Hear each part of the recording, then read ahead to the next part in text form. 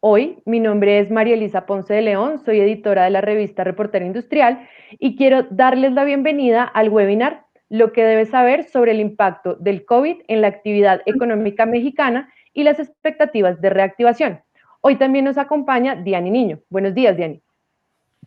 Buenos días, María Elisa, y buenos días a toda nuestra audiencia. Bienvenidos a este espacio enfocado en generar conocimiento de valor para la industria. Hoy tenemos el gran gusto de contar con nuestra invitada especial, Susana Pérez Cadena, directora general adjunta de Censos Económicos y Agropecuarios del INEGI. Susana ocupa este importante cargo desde el año 2009, en el que ha asumido la responsabilidad de llevar a cabo ambos censos, así como generar el Directorio Nacional de Unidades Económicas. Igualmente, dentro de la institución ha desarrollado otros cargos como directora de Estrategia Operativa y Procesamiento de Información. Igualmente, vale la pena resaltar que ha participado en diversas reuniones de trabajo internacionales, entre las que se destacan las reuniones trilaterales para el desarrollo del Sistema de Clasificación Industrial de América del Norte y para el desarrollo del Sistema de Clasificación de Productos de América del Norte, entre otras. Bienvenida, Susana. Muchas gracias. Muchas gracias, Diany, muchas gracias, María Elisa, muchas gracias, Carlos. Es un verdadero placer estar aquí con ustedes y compartir algunos de los datos y experiencias que hemos vivido aquí en el INEGI en México. Y pues les mando un saludo desde México a todos los asistentes. Muchas gracias por estar aquí y por acompañarme en esto, por invitarnos. No, Susana, a ti mil gracias por acompañarnos. De verdad que es un gran gusto tenerte con nosotros en este espacio. Antes de empezar, quisiera recomendar a los asistentes tener a mano sus preguntas, las que les vayan surgiendo, para ir transmitiéndolas por el chat y que nosotros las podamos pasar a Susana y ella al final tendrá un espacio para responder las preguntas. Así es. Y antes de iniciar la presentación, queremos recordarles que este espacio tiene el apoyo de Equipnet, líder mundial en soluciones de compra, venta, reubicación de maquinaria de segunda. Ofrece una plataforma web con la base de datos en equipos de producción, empaque y laboratorio más grande del mundo. Ahora sí, demos inicio a la presentación. Bueno, entonces, Susana, para entrar ya en materia, empecemos hablando de la herramienta Censos Económicos, que justo hizo corte en 2019 y en el marco de la contingencia generada por el COVID-19 este año, se convierte en ese punto de partida donde se podrá medir el impacto a nivel país, industrial y empresarial. Cuéntanos un poco más sobre esta herramienta, por favor. Sí, muchísimas gracias. Efectivamente, en México los censos económicos se realizan cada 5 años y el último se realizó el año pasado, el más reciente se realizó el año pasado, de manera que tenemos un punto, pues, coincidentalmente muy bueno para poder medir el impacto del COVID, que tenemos los datos de, pues, exactamente en qué estado se encontraba la economía a niveles muy amplios de país, digamos, y a niveles muy detallados de regiones geográficas muy, muy detalladas. ¿En qué estado se encontraba la economía antes de la llegada de las medidas para mitigar los efectos de la pandemia? Entonces, voy a empezar con algunas láminas de la presentación. Denme nada más un segundo para ver cómo se mueve. Ya, aquí está. Primero, quisiera platicar brevemente qué son los censos económicos en nuestro país. Pues los censos económicos, como dice la lámina, son la fuente de información económica básica más completa y más detallada de nuestro país. ¿Por qué hablo de detallada y quisiera enfatizarlo mucho? Detallada porque hablamos de más de 1000 clases de actividad, o mil clases de actividad, 1000 categorías de clasificación, donde con el clasificador que utilizamos podemos hablar desde la economía en su conjunto, los sectores, los sectores que son 20, los subsectores que son 100, las ramas, las subramas y las clases de actividad que son 1000, y entonces llegar a industrias extremadamente específicas y ofrecer los datos de cada una de ellas, ¿no? Cerca de 1000 categorías distintas. Por un lado. Por otro lado, se puede ofrecer la información a nivel de país, por supuesto, pero también a nivel de estado, que estados son la división territorial primera que se tiene en nuestro país, y después vienen los municipios, y dentro de los municipios pues ya están las ciudades o poblaciones, las localidades. Entonces se puede ofrecer la información a nivel de estado, a nivel de municipio, a nivel de localidad, a nivel de región, a nivel de colonia, a nivel de manzana incluso, si digamos, si la confidencialidad lo permite, sin violar la confidencialidad, quiero decir. Uh-huh. Y además se puede ofrecer la información también por tamaño de los establecimientos y por muchas otras variables, ¿no? Por tamaño, los grandes, los medianos, los pymes, los micro, en fin. Y también podemos ofrecer la información viendo si se trata de establecimientos formales o informales, viendo si son establecimientos, no sé, muchísimas variables, de manera que la riqueza de la información, pues es un censo, ¿no? Esa es la característica principal de un censo, justamente. Entonces, con este censo que se hace cada 5 años, medimos la evolución de la estructura económica del país en todos los niveles y podemos contestar preguntas como, por ejemplo, ¿cuál ha sido el ritmo de crecimiento de los negocios, como dice aquí, del empleo y de las remuneraciones, por sector, por clase, por localidad, etcétera? ¿Se ha modificado la estructura de actividades económicas del país? ¿Qué nuevas actividades están surgiendo? ¿Algunas actividades que ya no tienen importancia? ¿Cómo van cambiando de importancia? ¿Cómo se va configurando geográficamente la actividad económica del país? Igual, ¿cómo va cambiando de importancia una región u otra? Las zonas metropolitanas están teniendo mayor peso o menor peso, las zonas rurales, etcétera, etcétera. ¿Cómo ha evolucionado el outsourcing, por ejemplo, que es un fenómeno que desde hace 20 años ha venido creciendo mucho en nuestro país? ¿Cómo ha evolucionado la participación de los hombres y las mujeres? Entre muchísimas otras preguntas que se pueden hacer, como decía, a todo nivel de detalle y responder a todo nivel de detalle. Y además son la base, los censos económicos, de todos los programas de información económica de México, como ocurre en los países en donde se hace censo económico. Son la base para el sistema de cuentas nacionales, son la base para las encuestas económicas mensuales, por ejemplo, o anuales, o semestrales, o trimestrales. Son la base para el cálculo del índice nacional de precios al consumidor y precios productor, entre muchos otros programas. Y además, como se hacen cada 5 años, pues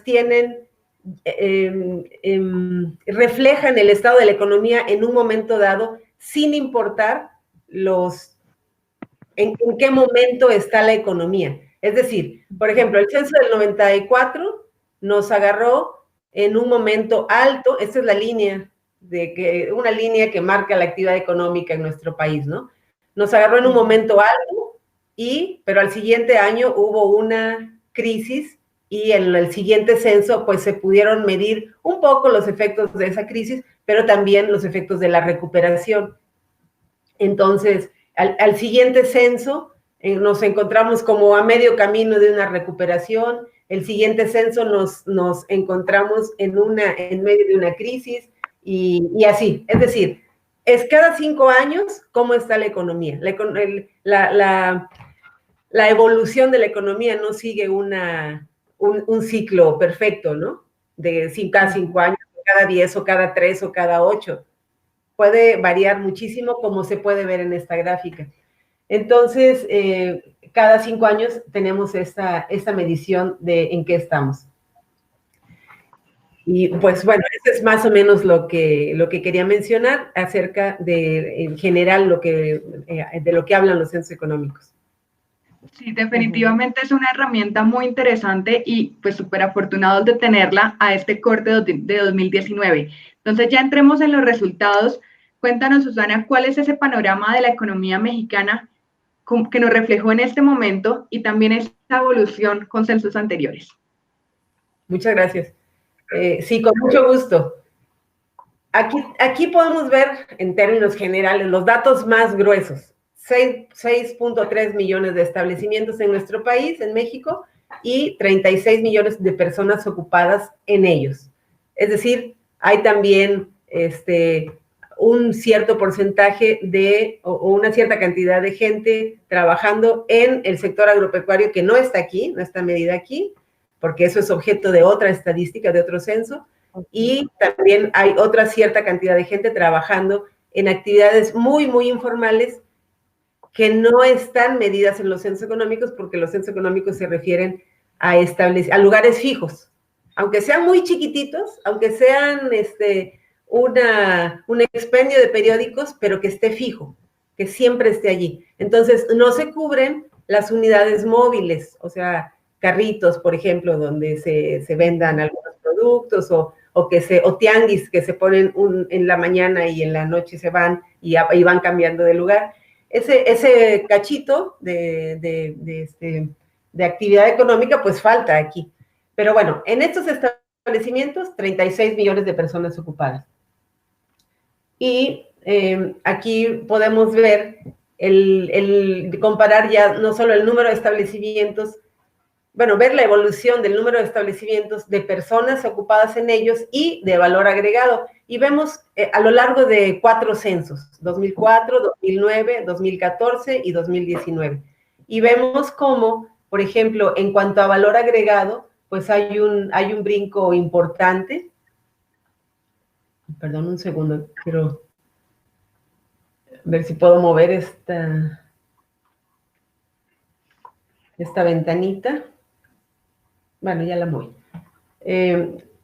Hay un brinco importante en valor agregado desde de 2014 a 2019, cuando en censos anteriores había habido un incremento, digamos una cierta estabilidad, por decirlo de alguna manera.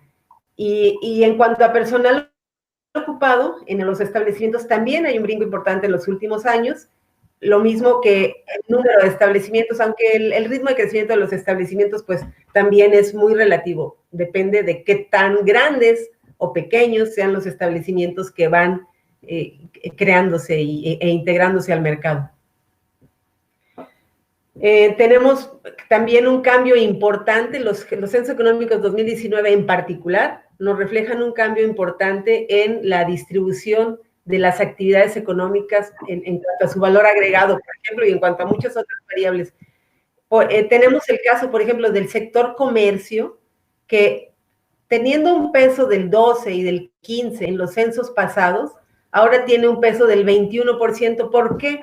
Eso es el efecto de una reforma estructural o de un conjunto de reformas estructurales que tuvimos en México entre 2012 y 2014 y que ahora están teniendo este impacto en la medición de la economía. Estas reformas estructurales se refieren, por ejemplo, a la reforma energética, en donde se permitió pasar de un monopolio, digamos, en cuanto a la actividad petrolera, a la participación de más jugadores en nuestra economía.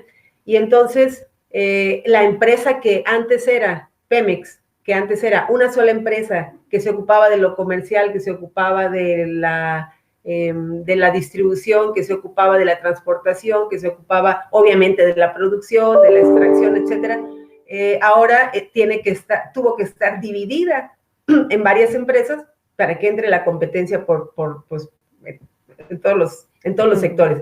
Y una de las partes importantes es en que se dividió esa empresa es pues que tiene una empresa comercial, ¿no? Y eso genera un impacto muy fuerte en el sector comercio. Esa medición del sector comercio crece porque hay un jugador muy grande que antes estaba en el sector minero, ¿no? En el sector de extracción, que ahora, esta franja roja, ahora se contrae totalmente por esa partición generada por las reformas estructurales. Bueno, en fin, este tipo de cosas pues son las que miden los censos económicos y nos dan cuenta de lo que está pasando, no solamente con el crecimiento o decrecimiento económico, sino con la reorganización económica, ya sea a nivel del gobierno o de las propias empresas, también a nivel micro, a nivel de empresas se pueden ver los efectos de muchos cambios que generan las empresas. Aquí podemos ver, por ejemplo, el valor agregado por sector y la comparación es más o menos lo mismo que la lámina anterior, nomás un poco más detallada, cómo el comercio pasa de participar con un 15% a un 21% y la minería de 9.5 a 8, perdón, de 16.8 a 9.5, o sea, quedó casi a la mitad su participación. En fin, dejen, y creo que...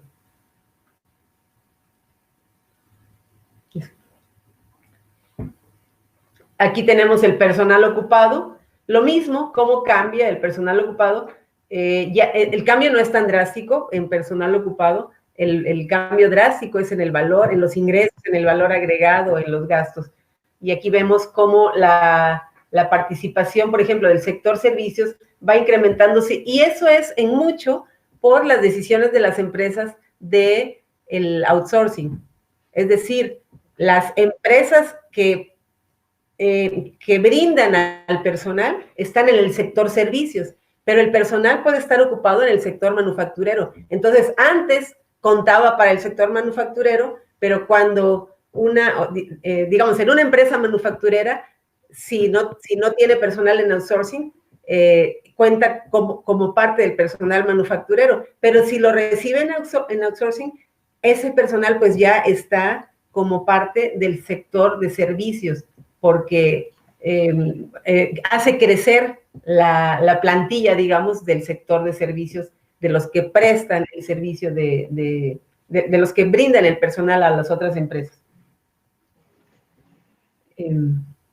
Luego viene esta otra lámina, en donde vemos, por ejemplo, cómo crece la participación del personal remunerado a partir del censo 2009, pasando por 2014 y 2019. Tenemos esta franja gris de cada una de las barras, es la que corresponde al personal remunerado, y teníamos una cierta estabilidad en ese aspecto, pero ahora ha habido un crecimiento en cierto aspecto de la formalidad, una mayor entrada de la formalidad en las actividades económicas de nuestro país.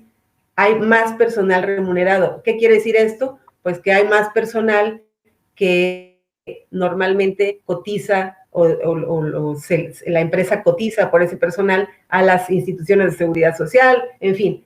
Eso habla de un poquito menos de informalidad dentro de la empresa formal. Y en cambio, el área de, digamos, de propietarios, familiares y otros trabajadores no remunerados tiene una reducción importante. No remunerados, pues no es que no reciban un sueldo, o que no reciban nada a cambio de su trabajo, sino que no reciben un sueldo fijo.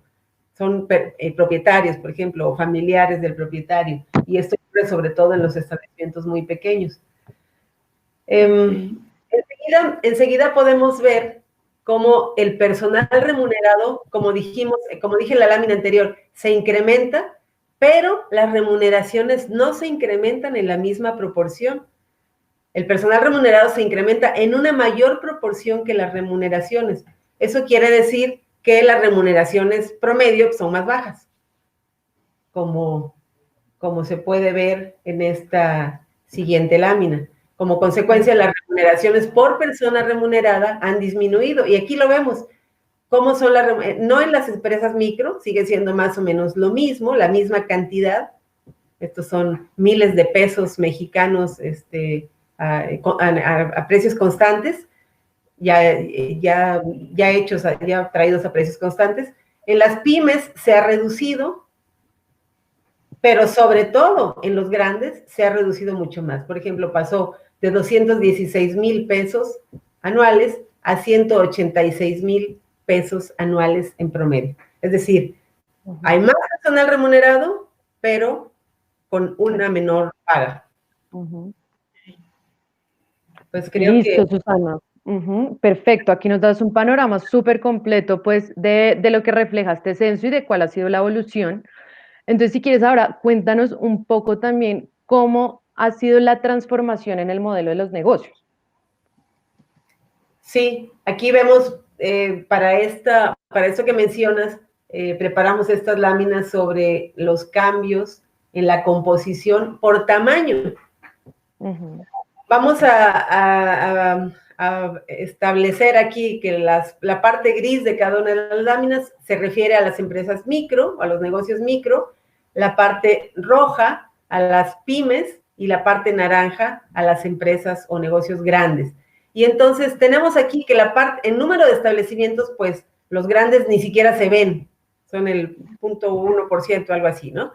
Y o 0.2%. Los establecimientos pymes, pues son los micros son la grandísima mayoría, 95%, y el otro 5% está compuesto por pymes y una pequeñísima franja de grandes que no se ve. Sin embargo, esa pequeñísima franja de grandes que no se ve ocupa el 32% del personal y genera el 54.7% del valor agregado. Mientras que las micro, pues también tienen un segmento importante del personal ocupado, digamos que están casi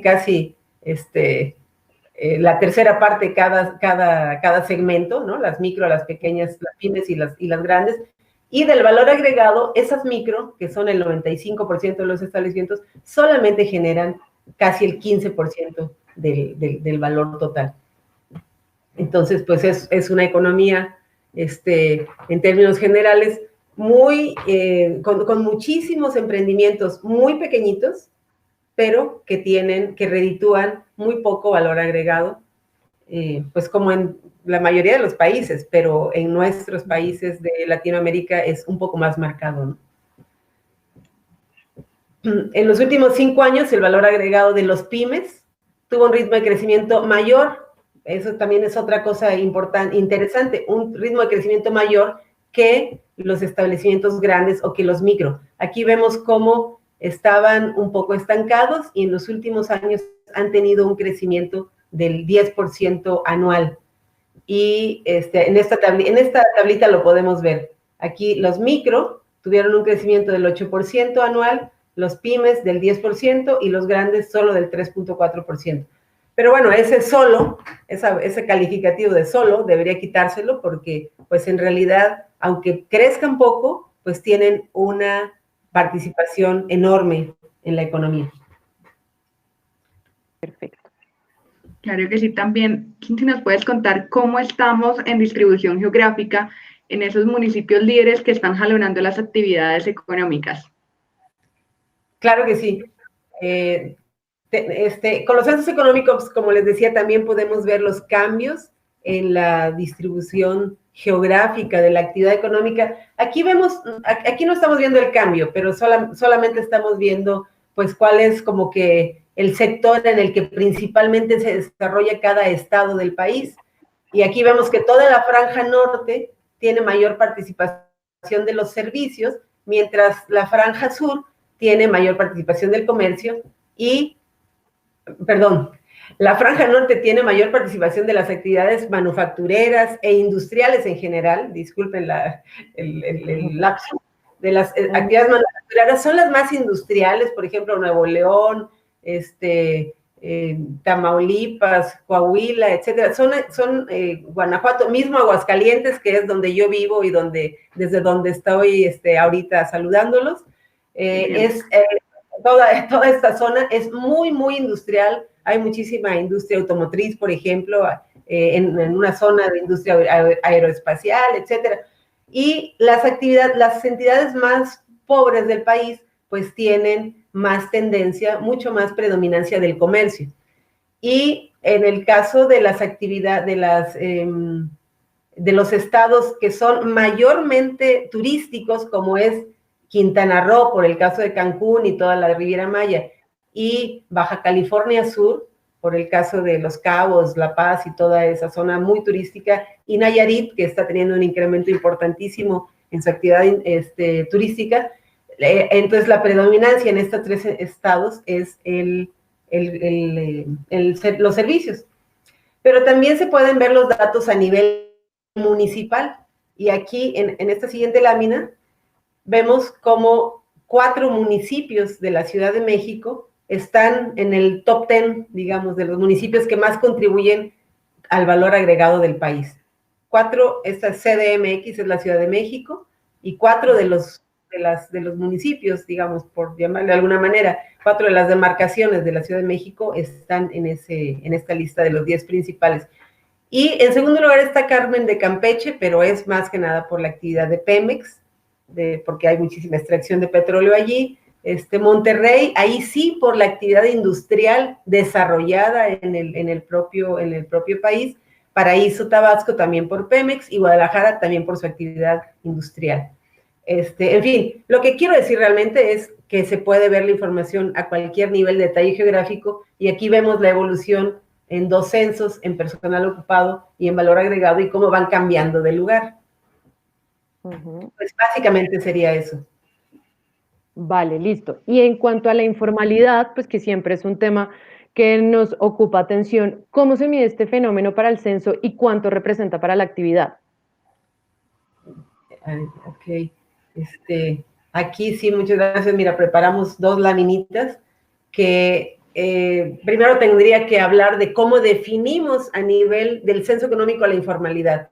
La informalidad definimos como informales, y bueno, no son definiciones que se nos ocurrieron, ¿no? Sino están alineadas con definiciones dadas por organismos internacionales que tienen 5 personas ocupadas o menos. Es decir, son establecimientos, ¿sí? No son, insisto, no son un carrito de dulces que anda por la calle moviéndose, no es una ¿cómo se llama? Unidad móvil, son establecimientos, pero que pueden ser pequeñísimos, ¿no?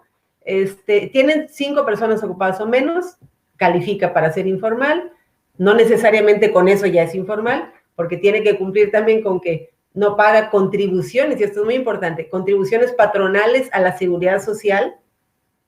O sea, si tienes 5 personas ocupadas o menos y no paga a la seguridad social, ya es muy fuerte candidato para ser calificado como informal por parte de esta definición, ¿no?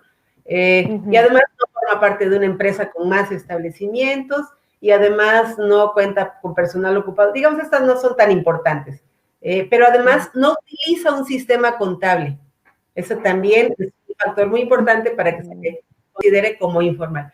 Ahora, entonces, todos los establecimientos que cumplen con estas características se definen como informales, y fíjense cuántos son, es impresionante.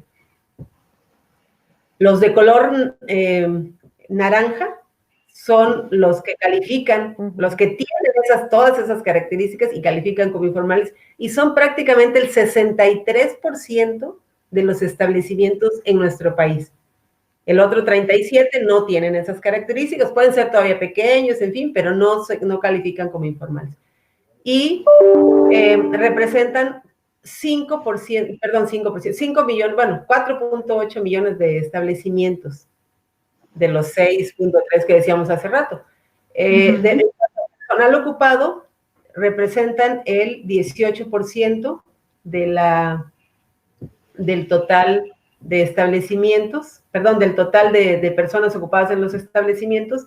Y aquí podemos ver una comparación, fíjense cómo el personal no remunerado entre estos informales es del 79%, el remunerado del 20%, y la remuneración promedio es de 44,000 pesos. En cambio, en la franja gris, en los que no son informales, el personal no remunerado es solamente el 12%, que contrasta enormemente con este 79%. El personal remunerado es el 87%, el restante, y la remuneración promedio anual es 133,000 pesos, que contrasta enormemente con estos 44,000 que reciben en los establecimientos informales en promedio los empleados. Y luego aquí vemos cómo el valor agregado que generan este 63% de establecimientos informales es solamente del 3%. O sea, sí es un fenómeno muy fuerte que impacta mucho, porque obviamente esos 63% de establecimientos son gente que trabaja, gente que invierte, gente que gasta, gente que está haciendo un emprendimiento y está haciendo una labor diaria, etcétera, etcétera, pero que genera, pues, casi nada. Claro. Claro. Licenciada, también de pronto hablar de la dinámica de la demografía ya de los negocios, cómo se está dando esa creación de empresa, ese desarrollo y también pues ya la parte de cierres o la mortalidad de algunas, tanto individual como colectiva para estas empresas. Sí, Diani, mira, aquí hicimos una laminita en donde vemos cómo en el censo económico pasado había 4.5 millones de establecimientos. De esos, todos estos que pintamos aquí en rojo murieron o se dieron de baja, digamos. O sea, son el 39% de lo que había el censo pasado ya no existe. El 40%, digámoslo, por cerrar cifras.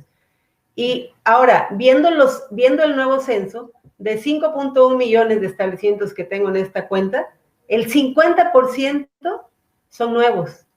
O sea, de lo que hay hoy en la economía trabajando, los establecimientos que están trabajando hoy, bueno, hoy no, porque ya después de la pandemia también es otra cosa, pero digamos, el año pasado. Y eso ocurre cada censo. De los establecimientos que hay un día, el 50% tienen menos de 5 años. El 50%. O sea, es muy impresionante. Y bueno, tenemos también estudios sobre la esperanza de vida al nacer. La esperanza de vida de los negocios es de 7.8 años en términos globales. Para el sector manufacturero es un poquito mayor, para comercio es un poquito menor. Y claro, depende, también hemos generado tablas de esperanza de vida dependiendo del número de años que lleva un establecimiento activo. Porque si ya pasó el 5º año, su esperanza de vida crece. Bueno, a partir del primer año su esperanza de vida crece, segundo año crece más, pero en el 5º año es como un punto de inflexión en donde ese crecimiento es mucho mayor. Y ya en un determinado momento, 18 años, pues se estabiliza y se puede decir que ya prácticamente no mueren, ¿no? No mueren digamos, a diferencia de las personas, la esperanza de vida de las personas a medida que pasa la edad, que se incrementa la edad, se decrementa la esperanza de vida en años futuros, y en el caso de los establecimientos es al revés, a medida que se incrementa la edad, incrementa la esperanza de vida en años futuros. Pero bueno, todos esos estudios son muy interesantes y están hechos a niveles muy detallados. Y pues la invitación también para consultarlos por parte de los industriales invitados. Claro que sí, esa es información súper relevante. Bueno, ahora veamos otros indicadores que pueden darnos esta visión del panorama nacional, empezando por el indicador global de la actividad económica. Sí, aquí María Elisa y Diani, vamos a entrar ya al impacto que han tenido digamos, las medidas tomadas para mitigar los efectos de la pandemia en nuestro país. Y vamos a hablar del IGAE, del IMAI, y bueno, ahorita menciono qué es cada uno. Primero está el IGAE, que es el indicador global de la actividad económica, es decir, se refiere a todos los sectores de actividad económica. Y aquí tenemos que, aquí se muestra la caída en los meses de marzo y abril, la tremenda caída, ya iba bajando un poquito, pero en los meses de marzo y abril, que fue cuando se dio el cierre de actividades no esenciales en nuestro país, se ve la caída, pues, enorme. Esto es con respecto al mes anterior, ¿no? O sea, la serie mensual desde 2014, la serie mensual de cómo va evolucionando la actividad económica. Y aquí vemos cómo en marzo, abril y mayo es donde están las mayores caídas, y luego empieza un poco la recuperación, pero la recuperación no ha llegado más que a este punto. Aquí tenemos una comparación de este mismo indicador, el IGAE, que abarca todas las actividades económicas, entre países. Aquí podemos ubicar a México, pero también a otros países, como el caso de Colombia, que lo tenemos un poquito más arriba de México, digamos, la caída no fue tan fuerte en el caso de Colombia y duró un poco menos, y además la recuperación ha sido un poco mayor. Después, aquí podemos ver también Argentina, El Salvador, Chile, Dominicana, Costa Rica, etcétera. Incluso pusimos aquí Canadá. Y pues lo dejo un momentito para que lo puedan observar. Enseguida quisiera platicarles del indicador mensual de la actividad industrial. La actividad industrial, que ya no abarca todas las actividades, solamente lo que se refiere al sector manufacturero, al sector de la construcción, al sector de electricidad, gas, agua y a la minería. Y que es, pues quizás, lo que mide con mayor precisión el pulso de la economía de nuestro país. Entonces, y aquí vemos nuevamente la caída tan grande, aquí mucho más profunda, en abril y mayo del 30% y del 30% en los 2 meses, cómo está por debajo. Esta es la variación anual, esta es la variación con respecto, se me olvidó mencionarlo en la lámina anterior, esta columnita, es cómo cae con respecto al mismo mes del año anterior. Esta primera es cómo cae con respecto al mes anterior. En abril fue la caída, porque a fines de marzo se cerró la actividad económica. En abril fue la caída. En mayo hubo un poquito más de caída, poquitito más. En junio empezó la recuperación, pero si lo comparamos con el año anterior, pues la recuperación no ha llegado más que a este punto, ¿no? Seguimos abajo, en agosto, abajo, con un 8% abajo con respecto al año anterior. Y aquí se ve también en la lámina, ¿no? Ha llegado a este punto. Está en el caso del año anterior, estaría, digamos, como por aquí, más o menos. Estamos 8% abajo. Y luego viene, quizás ya sea un poco redundante, bueno, aquí está otra comparación, tengo otra comparación de no, disculpen, sí, del IGAE, de la producción industrial mensual, y aquí tenemos también una selección de países, no pusimos aquellos para los que disponemos de datos ahora, ¿no? Aquí está el caso de Colombia, el caso de México, un poco más abajo. De Colombia no tenemos el último dato a agosto, pero está la serie hasta donde contamos con los datos. Aquí es el caso de España, por ejemplo. Lo pusimos para ver cómo se comparaba, pues está aquí arribita, este moradito que casi no se ve porque está detrás de esta raya azul de Estados Unidos, pero aquí es el caso de España, un poquito ya más arriba en cuanto a la recuperación. Enseguida quisiera mostrarles en esta lámina, que quizás les decía ya sea un poco redundante, el PIB trimestral, o sea, ya no visto por meses, sino ahora por trimestres, de manera que es un poco más suavizada la gráfica, porque ya no es por mes, sino por trimestre, pero vemos pues igual la caída estrepitosa, que no iguala a ninguna otra caída. Esta serie es desde 2003, imagínense, son muchísimos años, ¿no? Y aquí hay una caída, aquí hay otra caída, pero nada igual a la caída que se tiene ahora en el mes de mayo, en el segundo trimestre de este año. Y nuevamente una comparación con algunos otros países. Aquí pusimos los países del Tratado de Libre Comercio de América del Norte, es decir, la comparación con Estados Unidos y con Canadá, el caso de México mucho más abajo, y una comparación con algunos países, una selección de países de la OCDE para los que disponemos de datos ahora. Entonces está el caso de Colombia, aquí enseguida de México, está el caso de España, un poquitito más arriba, de Reino Unido, un poquito más arriba, un poquito más abajo, y Reino Unido todavía un poco más abajo, y así, aquí pueden ustedes ver esta comparación que me pareció también muy interesante. La dejo un momento para que la puedan observar, aunque no sé si se vean realmente las letras. Sí, se ve un poco pequeño, pero se alcanza a ver. Ok, Sí. bueno. Ujú. Bueno, Pues muchas gracias, Susana. Digamos que esta información que nos estás dando es súper relevante y muy completa. Quiero hacer una pequeña pausa para recordarles que este webinar llega a ustedes por la publicación Reportero Industrial y con el apoyo de Equipnet, que es una empresa líder mundial en gestión de activos excedentes.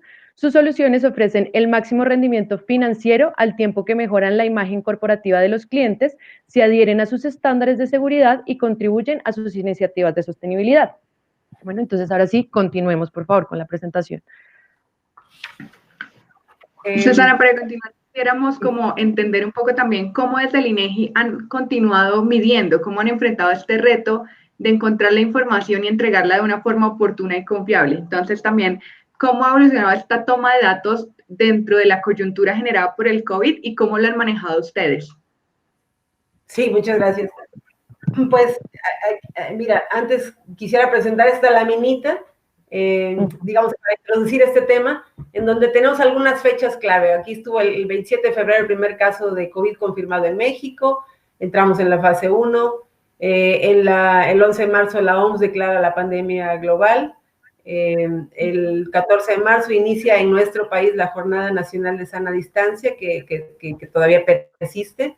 El 18 de marzo es la primera muerte confirmada en México, el 24 de marzo se inicia la fase 2, que es el contagio comunitario, y entonces ahí es cuando se suspenden los servicios no esenciales, aquí es cuando empieza el cierre, y el 30 de marzo es cuando entramos en emergencia sanitaria, y se suspenden totalmente las actividades no esenciales y algunas otras nuevas medidas, pero digamos, en esta fecha, 30 de marzo, es cuando el país hace pues prácticamente el paro en el caso de las actividades no esenciales. Las actividades no esenciales pues representan más o menos como la mitad de las actividades de nuestro país en términos de número de actividades, pero también en términos, más o menos en términos de número de establecimientos, digamos, de manera muy gruesa, ¿no? Y en julio es cuando se empiezan a retomar algunas entrevistas cara a cara. Porque el 30 de marzo, entre otras medidas, también dijeron, pues prohibido hacer censos y encuestas cara a cara, ¿no? Entonces eso pues lo pongo aquí porque nos afectó directamente para la recuperación de la información. Y entonces en julio se empezaron ya a hacer se autorizó pues la continuación de las entrevistas directas. Pero bueno, a ver, aquí en las encuestas económicas nacionales, que tenemos 5 encuestas normalmente mensuales y que vamos mensualmente a más de 32,000 establecimientos a nivel nacional, teníamos ya de por sí, tenemos muchas ventajas en el INEGI con las que enfrentamos esta pandemia, ¿no? Teníamos ya de por sí el 72% de estas 32,000 unidades contestaban por internet. O sea, se les daba seguimiento y apoyo y los visitamos de repente, bla, bla, bla, pero contestaban por internet. Y el apoyo de las empresas fue tal que subimos a un 80%, o sea, más empresas se sumaron, lejos de no contestar, dijeron, sí, le entro a contestar y lo hago por internet, ¿no? Entonces, la verdad, pues, los empresarios mexicanos, pues, se pusieron las pilas y pues, se portaron muy a la altura. Y entonces, sí. Y aquí tenemos, sin embargo, aún cuando subió la captación por internet, pues como mucho era por entrevista directa todavía, en entrevista física, digamos, esa entrevista física ya no se podía hacer. Entonces, aunque subió la parte de internet, pues el resultado total sí tuvo una afectación. No mucha, porque en ningún momento bajamos del 90%, por ejemplo, ¿no? Pero aquí tenemos, este es marzo, bajamos al 90%, abril, mayo, bajamos al 90%, digamos, de andar en un 93, 94, bajamos al 90% y ahora estamos en el 92% de recuperación de información de las encuestas mensuales. Ahora, por ejemplo, ¿cómo se dice? El cálculo de las cotizaciones para el índice de precios, teníamos antes todo, pero todo, aquí sí todo por visita directa. o sea, física, entrevista física, todo, en marzo, antes de abril. Y en abril, pues tomamos medidas y luego pudimos hacer por internet, por vía telefónica, por visita directa, solamente quedó el 6%, por correo electrónico, incluso por aplicaciones, algo muy chistoso, porque pues usamos las aplicaciones, por ejemplo, Uber Eats o Rappi, para decirles, oye, pues necesito tal cosa, ¿cuánto cuesta? Y entonces, o sea, hasta valiéndonos de otras, Muy recursivo, sí. Pues, sí, o sea, iniciativas de los propios entrevistadores que decían, pues a lo que sea voy a decir, ¿no? Sí. Bueno, que no hay afectación, porque pues todo el tiempo se siguió cotizando el 100% de lo que se requería para el cálculo. Y entonces, eso así afectó, y luego vamos a ver, podemos ver, y creo que es, por ahí va tu siguiente pregunta, ¿no? Respecto al impacto. Exacto. Adicional de estas mediciones, pues digamos que eran ya como regulares. Entendemos que se hicieron unas encuestas complementarias al impacto, ¿cierto? Conocidas como el ECOVID y el ECOVID-ML. ¿Me puedes ahí como complementar? Sí, por supuesto. Y son encuestas muy interesantes, en particular la que tiene que ver con los negocios, porque se hicieron muy rápido. Se hizo esta encuesta, la ECOVID, para las empresas, se hizo en mayo y se publicaron los resultados en julio. Entonces fue bastante rápido. Y entonces aquí, por ejemplo, preguntamos muchas cosas en el cuestionario. Si instrumentó paros técnicos o cierres temporales, en el 60% de los casos, prácticamente 60%, sí instrumentaron estos paros técnicos o temporales, y sobre todo está relacionado con las actividades definidas por el gobierno federal como no esenciales, que tenían la obligación de cerrar, ¿no?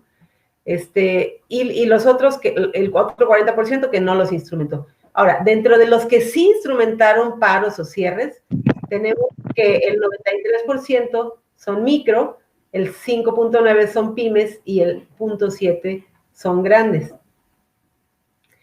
Y en esta misma encuesta vemos el porcentaje promedio de empresas que instrumentaron paros técnicos o cierres temporales, pero ahora por número de días.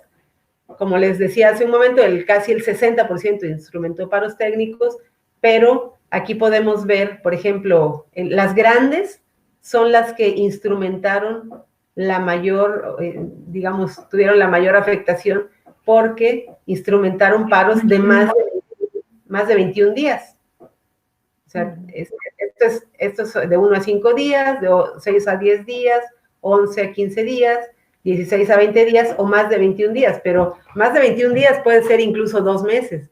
Por ejemplo, la industria restaurantera en México cerró prácticamente 2 meses y después abrió de manera, pues, como paulatina, y con muchas restricciones.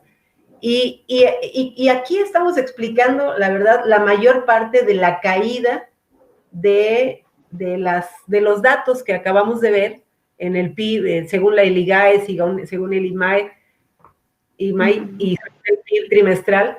Las caídas que acabamos de ver, pues están básicamente aquí en los establecimientos grandes, que ya vimos el peso que tienen en la economía, y que cerraron un buen rato, ¿no? Tuvieron que cerrar un buen rato y aguantar la crisis un buen rato. Entonces, y aquí vemos, por ejemplo, los pymes que también tuvieron que cerrar, pues, muchos de ellos, el 54% cerraron más de 21 días, y los micro, el 46% cerraron más de 21 días. Otra de las cosas que se preguntó muy interesante fue el tipo de afectación. Bueno, solo el 6.8% de las empresas dijeron no tener ninguna afectación, mientras el restante sí tuvo alguna afectación. Ok, de ese restante, de los que sí tuvieron afectación, ¿cuáles fueron las principales afectaciones? La principal, sin duda, fue la disminución de los ingresos. El 91% dijo, disminuyeron mis ingresos. el 73 casi por ciento dijo disminuyó la demanda, y bueno, estas dos van de la mano, ¿no? Menor disponibilidad en el flujo de efectivo, desabasto de insumos que requieren para su actividad, en fin, pero también menor acceso a servicios financieros, reducción de remuneraciones o prestaciones o reducción de personal. ¿Y de qué tamaño son las afectaciones? Por ejemplo, el 91% dijeron que disminuyeron sus ingresos, pero ¿en cuánto disminuyeron? En promedio, 56% de disminución en cada empresa, en cada negocio. En promedio, de cada uno de los que dijeron que disminuyeron sus ingresos, 56%. Entonces, es altísimo, ¿no?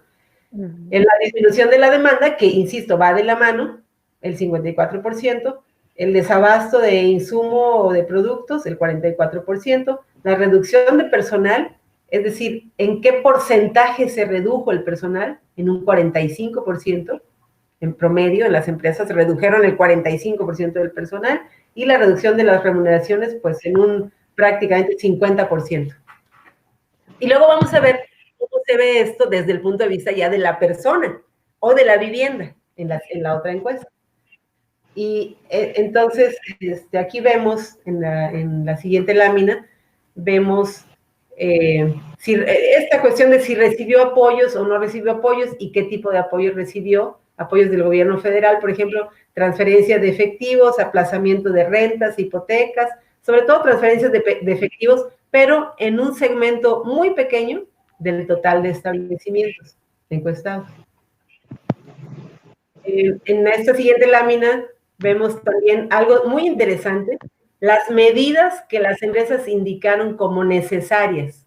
O sea, lo que hubieran necesitado o lo que necesitaban en ese momento que se les hizo la encuesta o lo que iban a necesitar. ¿Qué es lo que principalmente mencionan? Pues el aplazamiento de pagos de servicios como de luz, de agua, el diferimiento de impuestos. Aquí me falta un dato, déjenme ver. Denme un segundo, porque aquí tengo el cuestionario a la mano. Y se me hace que me falta algo importante.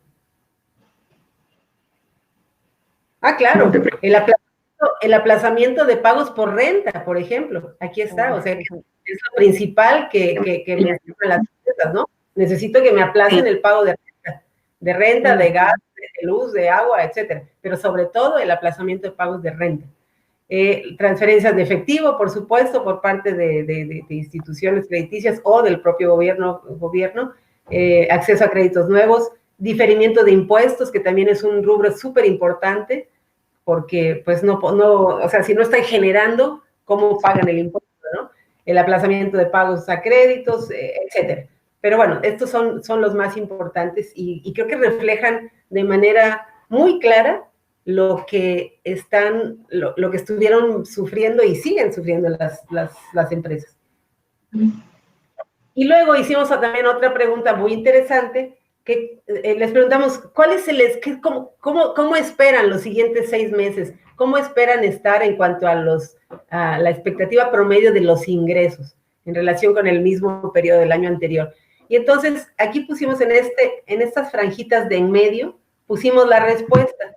Los grandes dijeron, pues yo espero que voy a cerrar estos próximos 6 meses un 15% abajo, o sea, sí tengo una recuperación, pero sigo quedando abajo de lo que estaba el año anterior.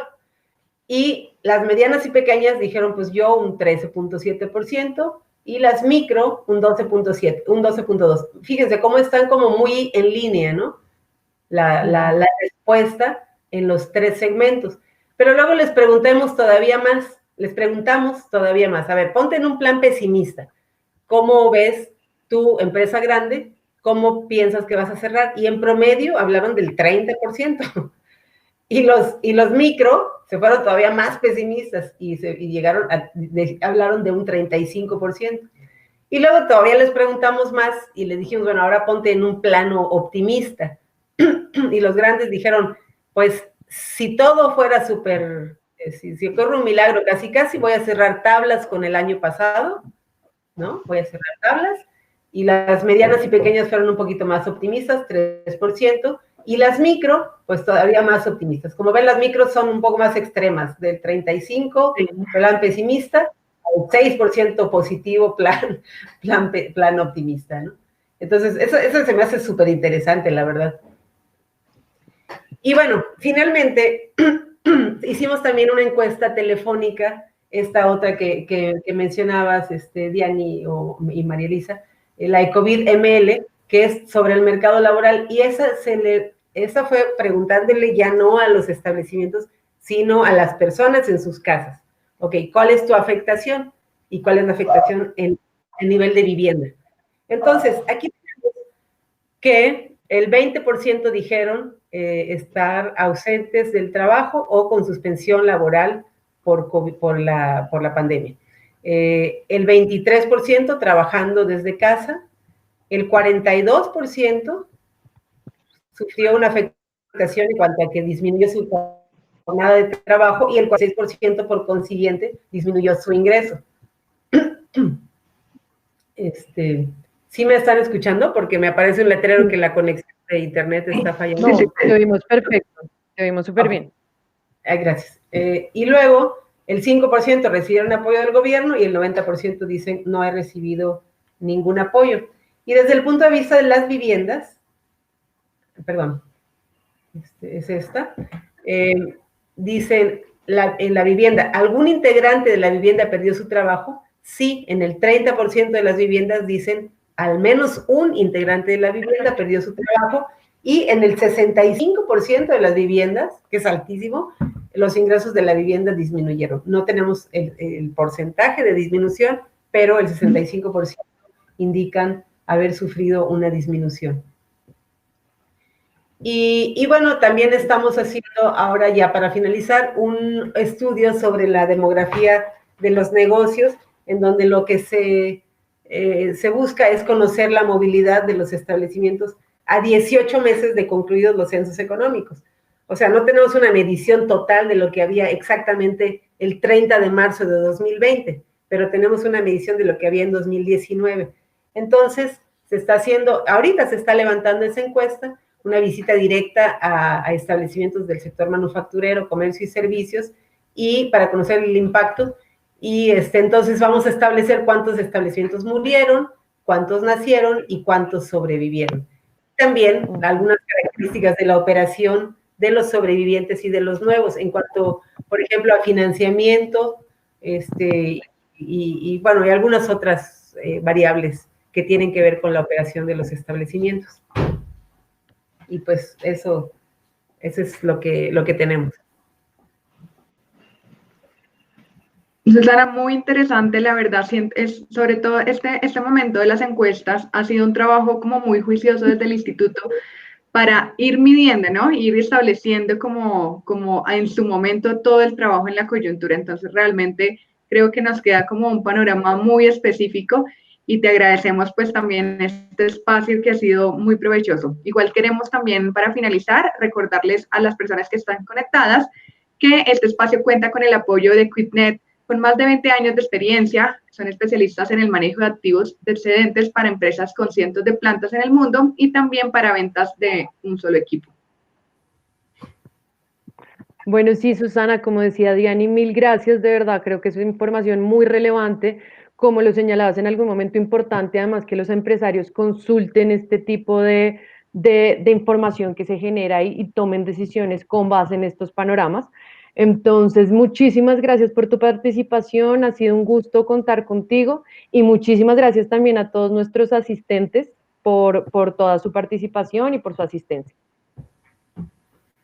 Muchas gracias a todos. Debo decir que con respecto a lo que decías hace un momento, María Elisa, es que el INEGI pues en realidad no va solo, o sea, sí hubo iniciativas muy importantes, pero las organizaciones internacionales y las grupos de países han hecho también pues un trabajo extraordinario en tratar de sugerir encuestas y sugerir medios y formas de mitigar la falta de información, en fin. y que pues nos ha ayudado muchísimo la participación, la unión de los países. Claro, total. Es un elemento fundamental en este momento para saber dónde pararse, sobre todo en un momento de coyuntura, ¿no? Entonces, fundamental. Muchas gracias entonces, Susana, y muchas gracias a los asistentes. Muchísimas gracias a ustedes. Es un verdadero gusto. Espero haber sido clara y pues estoy ahí abierta a preguntas ya por correo electrónico, como ustedes me digan más adelante. Así es, estaremos ampliando ya la información contigo y compartiendo también como parte de, pues, de la información que dimos acá con cifras que nos están ahí preguntando. Entonces, gracias a los asistentes y para todos, buen día. Gracias. Buen día, gracias, adiós. Ya, bye.